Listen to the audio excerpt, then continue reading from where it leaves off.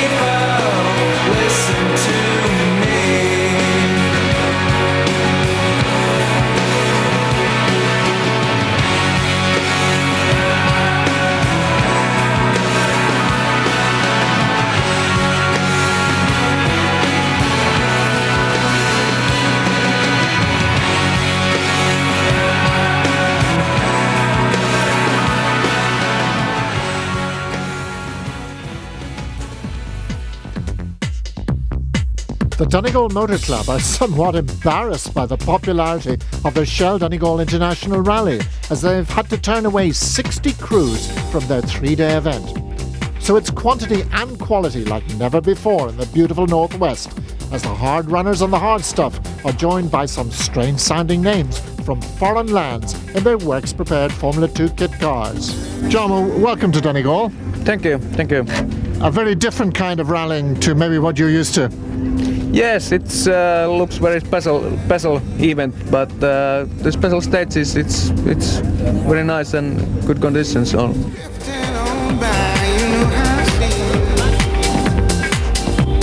nice to see the main contenders of the British Championship in here, and I think it's excellent for Donegal and it's excellent for the event with the entry that they have, up to 190, and it really shows what the Irish Championship is worth. It's a new day.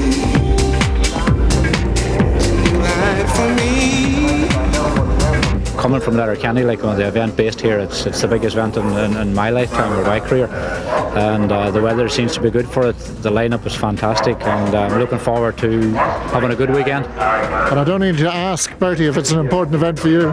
You could sort of say that, Plum, all right. You really have to win this one, don't you? Well, if we're going to win the championship, or have any chance to win the championship, we have to win this rally. Like, that's basically the bottom line. You know, we've it hasn't just all run to plan for us this year so far. So, but maybe this will be a turning point. And Andrew, surely your recuperation must be over by this point. Yeah, it's well over. I think if we could get through Donegal this year, we'd be happy with everything. It's looking forward to the event. Good record done, the same as Bertie and Austin and everyone else here, and looking forward to it.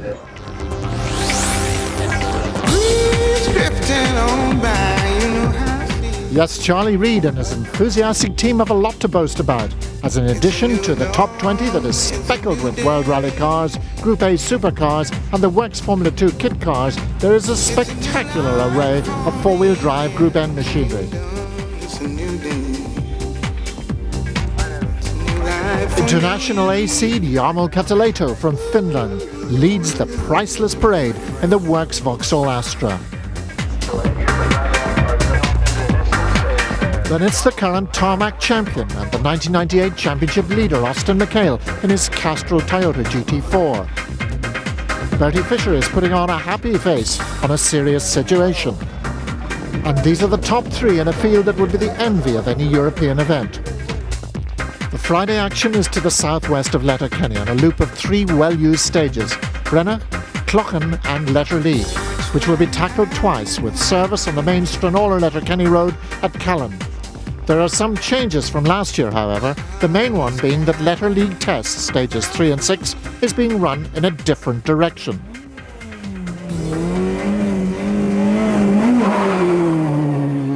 Yarmo lights up the tarmac as the front wheels of his normally aspirated lightweight 2-litre car grope for grip on the Irish tarmac.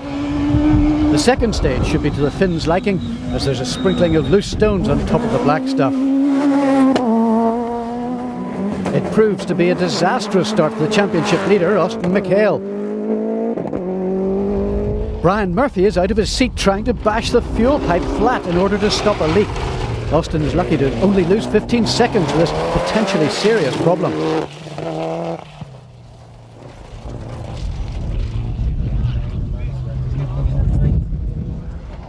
Bertie drops 6 seconds to the early leader, but by stage 2 we see that familiar tail-twitching style. The Tarmac Subaru is back at the top of the timesheets.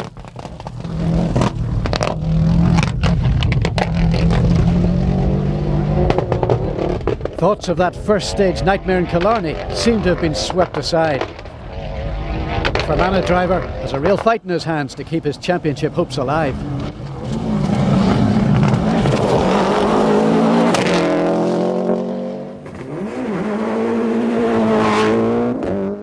Andrew Nesbitt knows all about nightmares, despite this little indiscretion.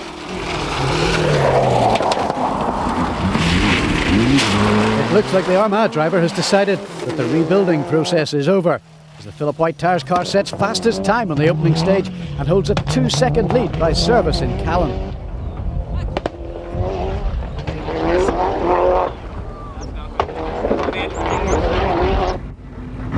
Five, 4, 3, 2, 1, go! Flat right, 40. There's some rebuilding required in the Cullen camp too. Donegal was a disaster last year for James, who retired after the first loop. Ellen Morgan reads the notes in the Tony Kelly car's Cosworth. They, like Andrew Nesbitt, are very anxious to get their second Donegal International win. James isn't 100% happy with his car's handling. The DHL car is in 4th place, just 25 seconds down on the Toyota. Paul Harris is the leading local driver, in 3rd place in his legacy.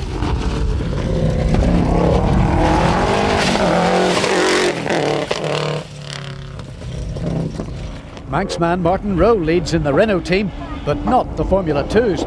Cantaleto's Vauxhall leads Formula 2's race, but there's only a second in it.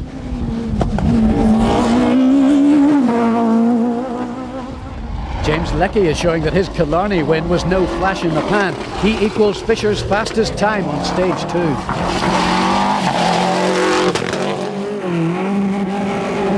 But the other Finnish visitor, Tapio Laukkanen, is not having such a happy time in the hills, as Johnny Thompson's camera records. Tapio's down, but not out. And he's in good company. Wes Scott catches Jay Jordan at the same spot. Sadly, the Bangor man won't finish the day. But the early drama isn't over yet. Eamon Boland approaches that stone-strewn right-hander.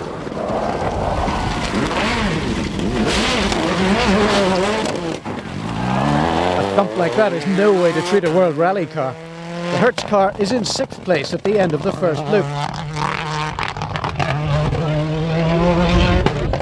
But surprisingly, apart from a little bit of frontal damage, appears to have escaped unscathed.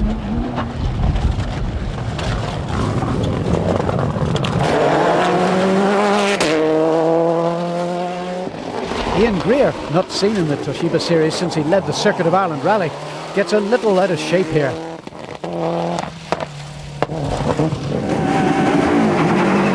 Local competition is fierce, but Hugh Martin Doherty is strangely off the pace.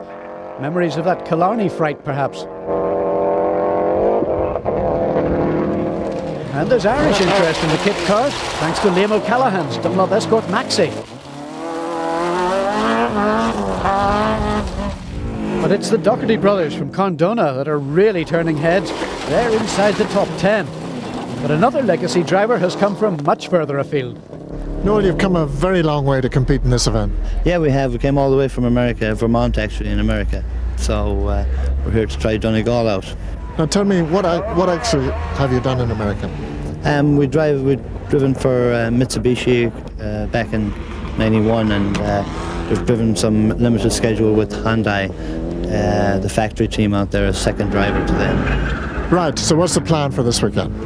We'll try and be cautious in the first few stages and see if we're there at the end, and if we are, we'll probably be within hopefully a minute or two of some of the people we were around, and maybe move up a few places or something. The plan does not go according to schedule. The expat is settling into the feel of the Western Brand Chicken's Subaru Legacy in the first stage. It's a car he's hired from Kenny McKinstry. Fellow American Charlie Bradley, who originates from Donegal, is on the notes. Then, the car gets away from him. Steady. Get on there. Reverse. No real harm done. They've actually got away with that one. But they're now facing the wrong direction. And with only a 30-second gap between the cars, they've got to get out of the way before Cathal Rogers arrives in another McKinstry Subaru. And here comes Cathal now. In the panic, poor Noel reverses off the road and gets well and truly stuck. Although they continue for the rest of the afternoon, after they finally extract the car from the ditch, they're out of time. It's been a long journey for a very few competitive miles, and the only consolation that our Americans have is that they set 7th fastest time on one of the Friday stages. Keep her going, keep her going. Come on. And the long right 3 tightens. All in all, it's been a short but exciting event. But they've sworn to return.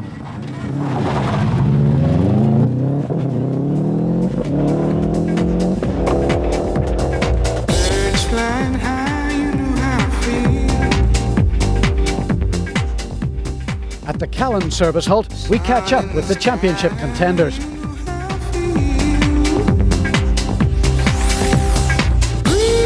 At that last stage, about half a mile into, the fuel pressure regulator on the response unit bursted and put fuel on into the car, so we had to stop and bend the pipe and continue on. That's where you lost all the time? Yeah, we've lost a good bit of time. I don't know what we've lost. We didn't check on it. We were just looking out the stage and want to try and dry the fuel out of the car now. The car is full of fuel at the moment, and I get that out of it, but that's the way it goes.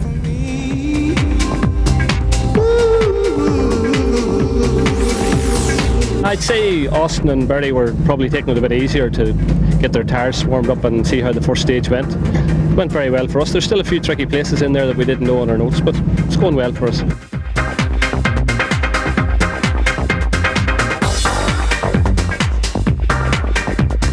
So you're just settling in at your own pace, We're just settling in, yeah, obviously. We're trying to put all of the Killarney things behind us, so we're settling. I'm happy enough with the pace. No mysterious rocks this time, though? No, not this time. We've been driving around all the rocks this weekend. Donegal.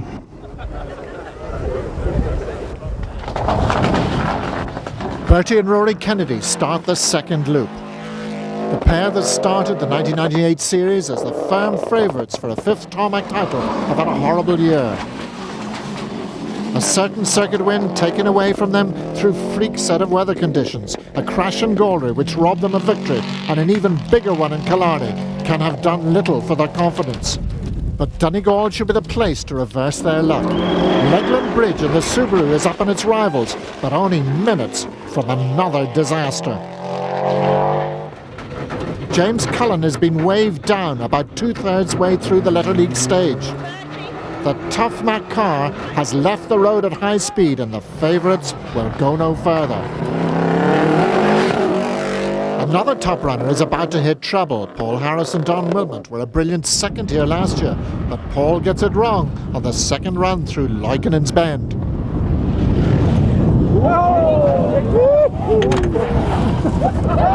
The result is rear suspension damage. Wes Scott shows us the incident from another angle. Yet despite this setback, they amazingly crab off the stage and still finish the day in 8th place.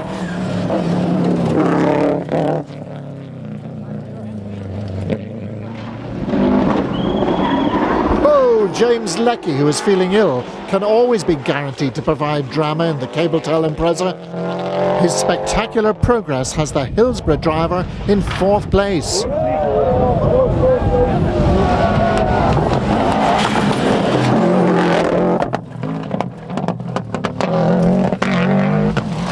Eamon Boland turns up the wick on the second loop, producing a tremendous time on stage 5, 6 seconds faster than the rest.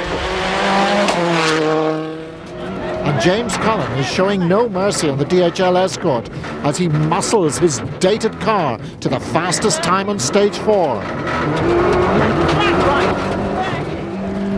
He's now in 3rd position.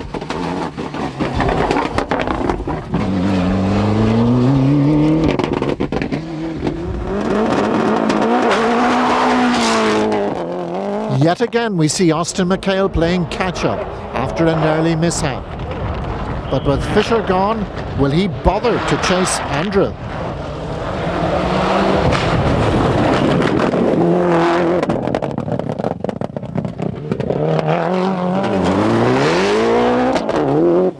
Andrew Nesbitt is taking no chances, and he continues to dominate the early stages.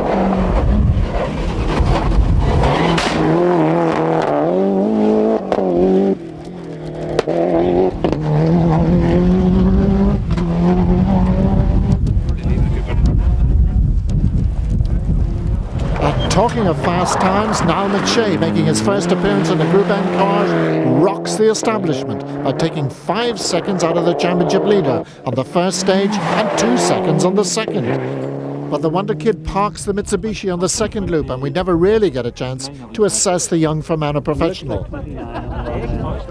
Gavin Harris, brother of Paul, is another early Group N retirement when his hired Subaru glides to a halt on the incident-packed 5th stage.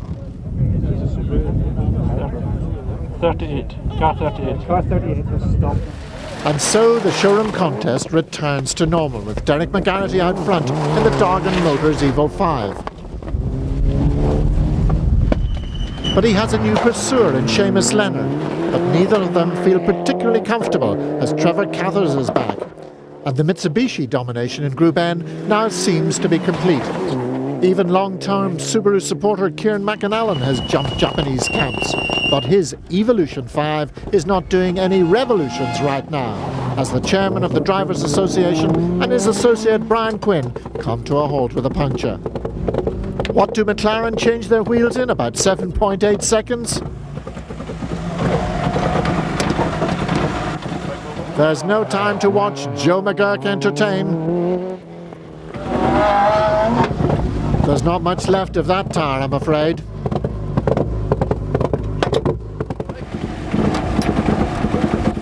But Big Mac takes it all in his stride.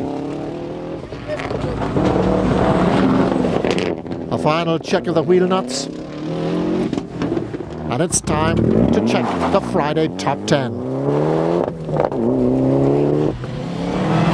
Daniel and Michael Docherty make it into the big time in the Keystone Lintels car. At number 9, the Vauxhall test programme in Jarmo Keitoleto's hands. 8th now with its suspension intact, the Harris Subaru. Martin Rowe leads the Formula 2 brigade in 7th place. Ian Greer is one of the 3 Celicas in the top 6. Sun in the sky, you know how I feel. Eamon Boland is 14 seconds ahead of him. Breeze drifting on by, you know how I feel. And just 1 second behind James Leckie, who's in 4th place. It's a new dawn, it's a new day. James Cullen is right back on form in the DHL Escort in 3rd position. It's a new day. 9 seconds ahead of him, the never say die McHale. Incidentally, the 3 top drivers tied on exactly the same time on stage 5. Now that's close.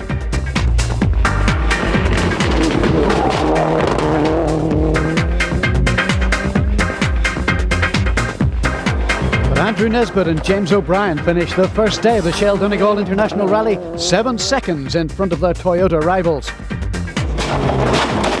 But 7 seconds isn't comfortable when you've got Austin McHale behind you. Birds flying high, you know how I feel.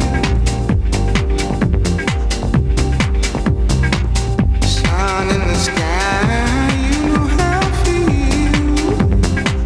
Saturday on the Donegal International Rally is the long day.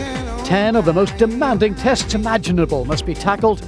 In the morning, it's the Glen and Atlantic Drive stages, which are done twice, and in the afternoon, the famous Fanad Loop. The Fanad Peninsula could have been purpose-built for rallying. Kindrum Lake twisting north is followed by Fanad Head, and then the ultra-fast Knockalla. Between these loops, they rest and rebuild in Milford. Right for me.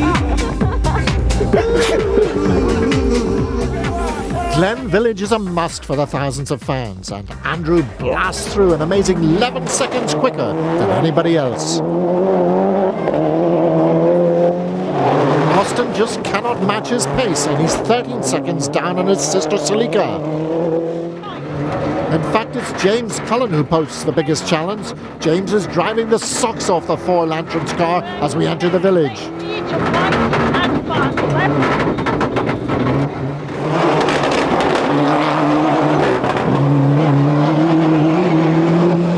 The final part of the stage brings us along the shores of Glenloch. Fast flowing corners, just the territory that Cullen excels in. The TR Fastened Subaru in James Lecky's hands will drop to 5th following a puncture. And Boland, giving us a bunny hop here, is the one to benefit. But it's the end of the road for Paul Harris, who retires his legacy with overheating at the end of the stage. Daniel hit the wall here last year, but this time he satisfies his demolition tendencies by taking out our camera. Thank you, Mr. Doherty. Now it's Robert Moffat's turn, and he does a Doherty in a big way. Thanks to Paul Gaffney for these dramatic pictures. There's one thing for sure, they build stout walls in Donegal.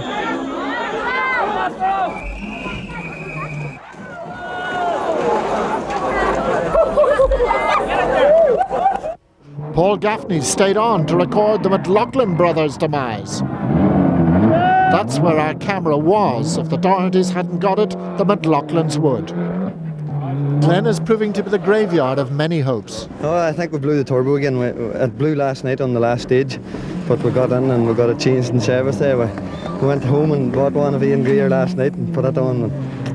Expensive things, these turbos. This is an expensive session anyway.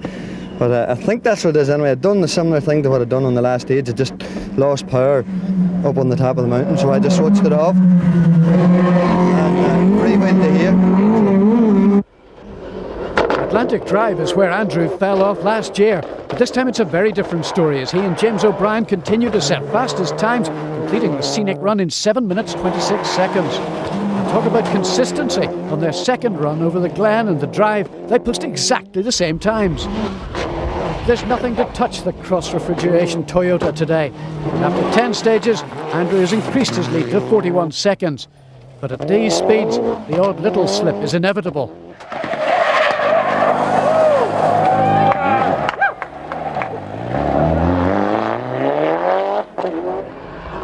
Cullen is closing in on McHale, and he equals Andrew's fastest time on Atlantic Drive. At the end of the second run through Glen, the Donegal driver is in second place. Flat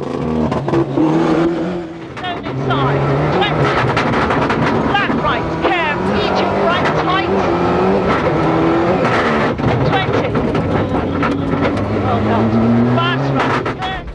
Alston looks as spectacular as ever, but the Dubliners hit trouble. They break a rear anti-roll bar on Atlantic Drive, but still set second fastest time. Then they hit more suspension problems on Glen too. By the time they return to Milford service, they're 7 seconds behind the Cullen Ford.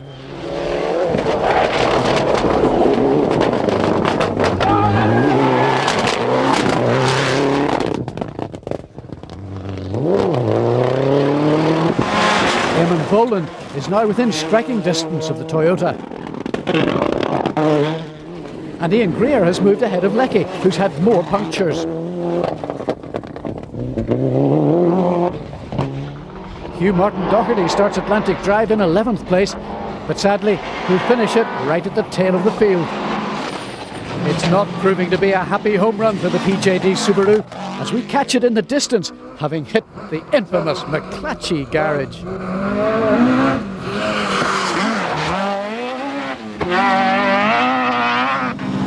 Once again, the garage has won, and the damage to the Impreza is severe. As Clifford Agnew goes through, we're reminded of Paul Harris's famous uninvited trespass into the McClatchy property. There's plenty of help on hand from the spectators, but now all that Hugh can do is to remove one wheel from his wagon and try to limp on and three-wheel drive out of the stage.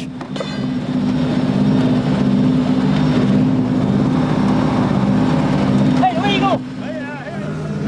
Eventually, he manages to do just that, complete with bunting. But there'll be no cavalcade in Dunlow after this Donegal. Now for a surprise, Tapio Laukkonen, recovering from his Friday excursion, sets the fastest time of all on the second run over the drive, beating James Cullen by 5 seconds. Derek McGarrity's Group N lead is now under threat from the old showroom master Trevor Cathers, who claws 18 seconds back in the Galax Mitsubishi on the Saturday morning stages. And Mr. McClafferty very nearly has another visitor. Kieran, you forgot to leave your calling card. The Mitsubishi multitudes are diminishing, and few in more dramatic fashion than Robert Woodside.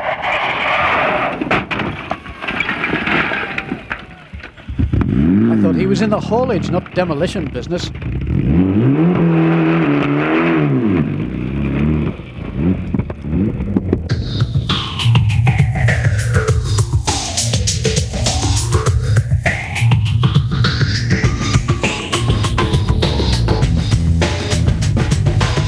See, we slid off there for 3 or 4 seconds. So, where did that happen? On the second last corner, there was just a loose over a blind crest, and I just let the car out. Probably too enthusiastic.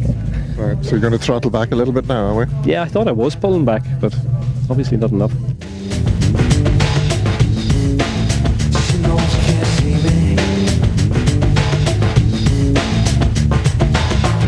It's been great. Like, we are trying 100%, not 99, like 100. We have nothing left, and we're giving it our best shot. Yeah, he just wanna be a he's a dealer, as a healer. Yeah, we've broken back shot for the last 3 stages, and we have this back left-hand wheel is hanging off the car, so we've just sort of half bolted that at the moment. I could have sent you to that place, express you can't see it.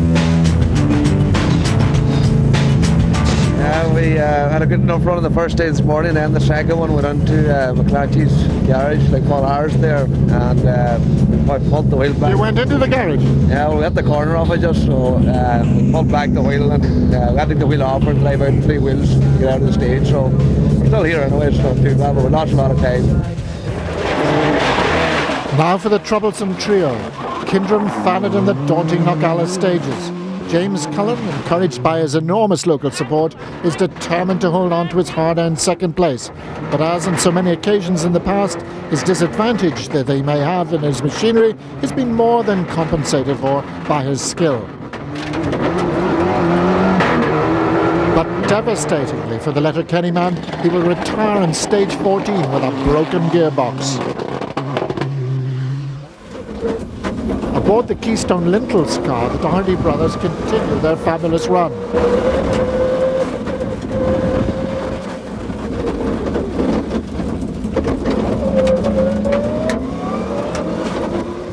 The Carndunna pair had hardly been heard of on the international scene until last year. Now they're in 9th place. But sadly, on their second run through Kindrum, all good things are about to come to an end. Listen out for the noises.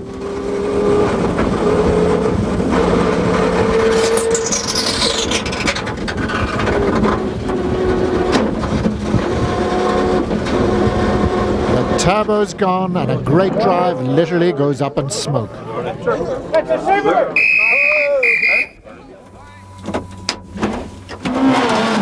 Martin Rowe continues to lead the Formula 2 racers. He's 7th. Jarmo Kettelato is just a minute behind him in the Vauxhall. But the fastest of all the two-wheel drive cars at present is Tapio Loikkanen, who continues to stop the watch in the top 3 throughout the afternoon. Liam O'Callaghan cannot match the Renaults or the Vauxhall in his Escort Maxi, but he's now in 11th place. And here's another giant killer, Neil Weirden in the 1600 Group A Honda Civic, way out ahead in his class and an outstanding 14th overall. 150. Irish interest in the Screamer Formula 2 class is provided by the Doyle brothers, who are giving the Citroën Saxo kit car its first outing in the Toshiba Championship. Turn hairpin left over. It's a steep learning curve for the Doyles and their engineers, but the little roller skate seems to like the fast bends, but gets a bit of a handful, as we can see there in the hairpins. But they're learning to deal with the problems as the miles roll by. They may not be on Weirden's pace, but they're lying second in the class, and there are plenty of surprises along the way. That was close. Eamon Boland is having a good second day in Donegal, moving from 5th to 3rd. And second place is still a possibility for the Wexford driver.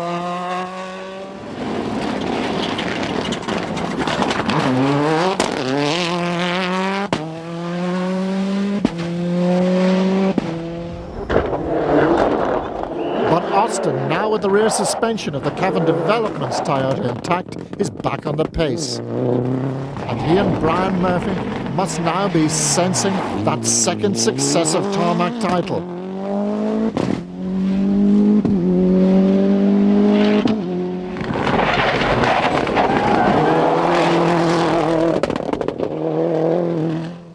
However, they simply can do nothing about Andrew Nesbitt and James O'Brien.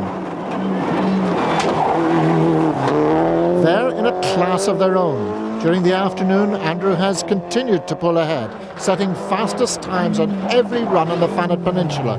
By the end of the day, he's 1.5 minutes ahead of his Toyota rival. It's a devastating performance.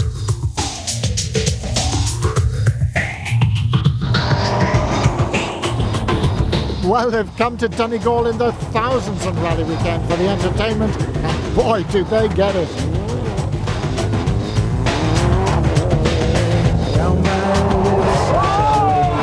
Oi, Mr. McFall, that's our Brevia in the background.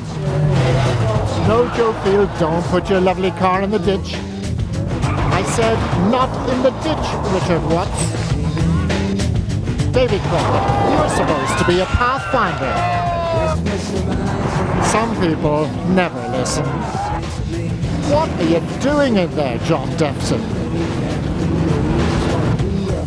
Steady, Michael. The Formula 2 Championship could be at stake. Robert Riley now. Easy now. Easy. Easy does it. Oh, one Suzuki. Easy over. Gabriel Snow, get a grip on yourself, or there'll be nothing to salvage.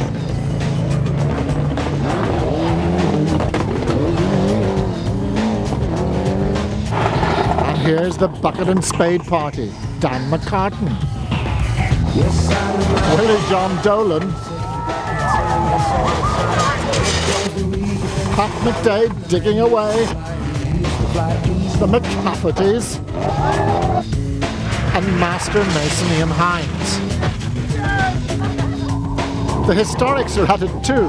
Robert Hart has a mini role.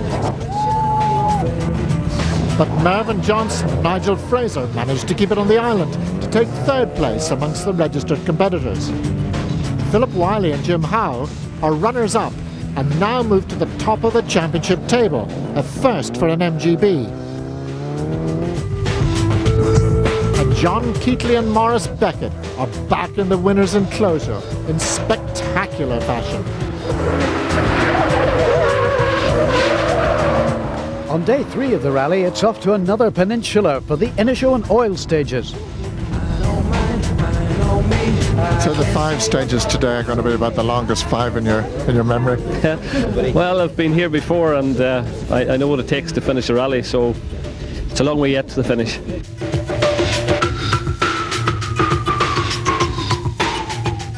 Must be very satisfying to be at the top of the heap, at the top of the Group N heap on the 3rd day. Well, it's nice to be at the front, but obviously the competition is more severe than it was the last time I was in Donegal 2 years ago, and like the lads are behind it now are going very hard. Bertie, there comes a time in a political battle when somebody has to concede. Well, I think that time has certainly come for me, Flo. I think we've got to forget about it for this year. You know, it's been one of those bad years as far as we're concerned, and but you know, there's more. There's next year, and we'll have to just rethink the whole strategy again and start all over again. Following the restart in Buncrana, there are 2 stages, the second being Malin Head before service in Condona. They're tackled again, and then there's a new sting in the tail before the Letterkenny finish. Many of those traditional Donegal entries are in evidence, as always. Sammy Fisher in his legendary yellow Mini wins Class 9. Eamon Harvey is 26th overall in his Group N Subaru.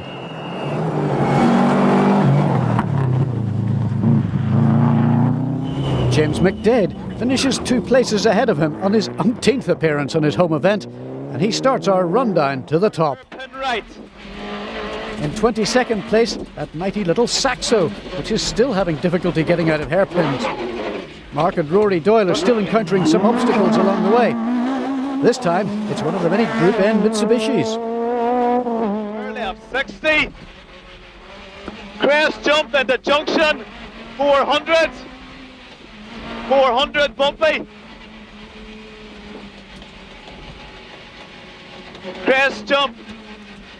Get in over there, get it over there. Crest jump 60. Into 5 right. Paul Gallagher and Carl Reid are second in Class 10 in their Corolla, just beaten by those Donegal marvels Robbie Peebles and Keith Stewart, who win the class and finished 20th overall. Hugh Martin Doherty and Mike Gibson are lucky to finish at all. Their 19th place repays them for their perseverance. Mark won in 18th position.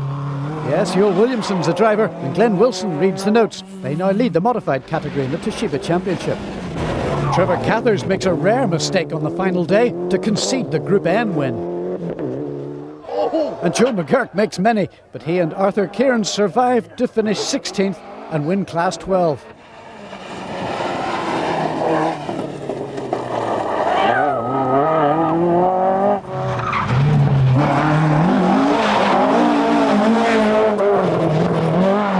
Eugene Ferry and Damien McCann win Class 11A and finish 15th. Seamus Leonard and John McCafferty were always in the Group N fight, and they finished 3rd in the category and 14th overall. Pat Kirk and Sean Harris at last finish. Derek McGarrity and Victor Carruthers now have a 20-point lead in the Group N category of the championship. Cathal Rogers and Paul McLaughlin, despite a gentle roll on our road section, have had an excellent rally in the Bob Mullen in Pretza.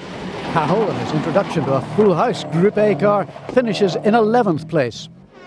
And now for the top 10, and Neil Reardon and Trevor Agnew must be delighted to bring a little 1600 machine into such rarefied company.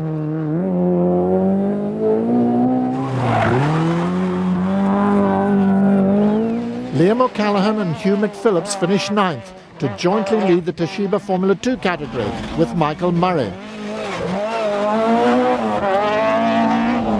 Jarmo Cataleto and Arto Kapanen have learnt a lot from their tarmac miles in Donegal.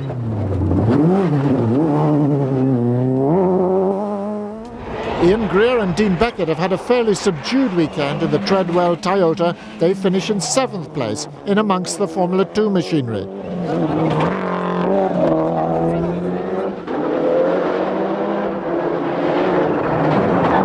Despite a little whoopsie here.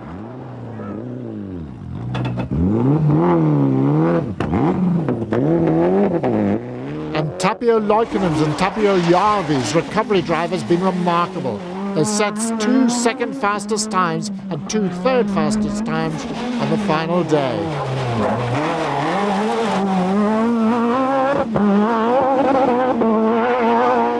Martin Rowe and Derek Ringer win the Formula 2 category, but the tarmac expert must be a little bit dismayed at his teammates' pace on the second and third days.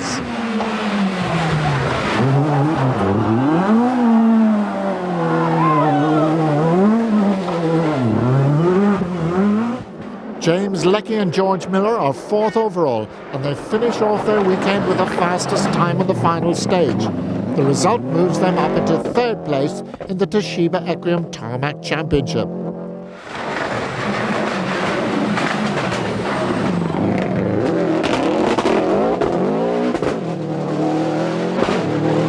Eamon Boland and Damien Morrissey bring the Malcolm Wilson Motorsport prepared Hertz World Rally car home in 3rd place. They are now just 1 point behind Leckie in the championship.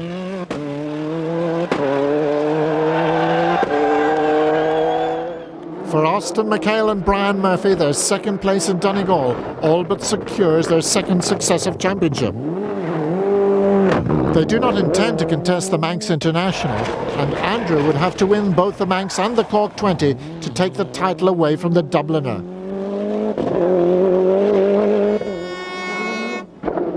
All Andrew and his co-driver James O'Brien are interested in now is the champagne. Incidentally, this will be James' first international win. The popular Armagh driver is right back on top, and as always, it seems as if the whole county has turned out to greet the winner of the 1998 Shell Donegal International Rally. International Rally, and I know that you've been up here since Tuesday, getting a real feel for things. Here he comes. Here he is. Watch yourselves. That's how quick he was going on the stages. Give him a great round of applause. Andrew Nesbitt, James O'Brien. 24 months ago, Andrew stood on the same stage. But the intervening period in rallying terms has been a nightmare. That bad dream has now ended, so let the bubbly flow.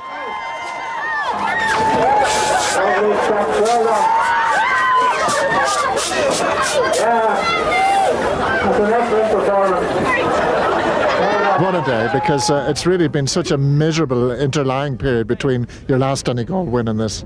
Yeah, well, as you know, I tried to win a few rallies since that, but I seem to open the walls up for everyone instead of winning. But I'm so pleased to be here, and it's a great feeling again.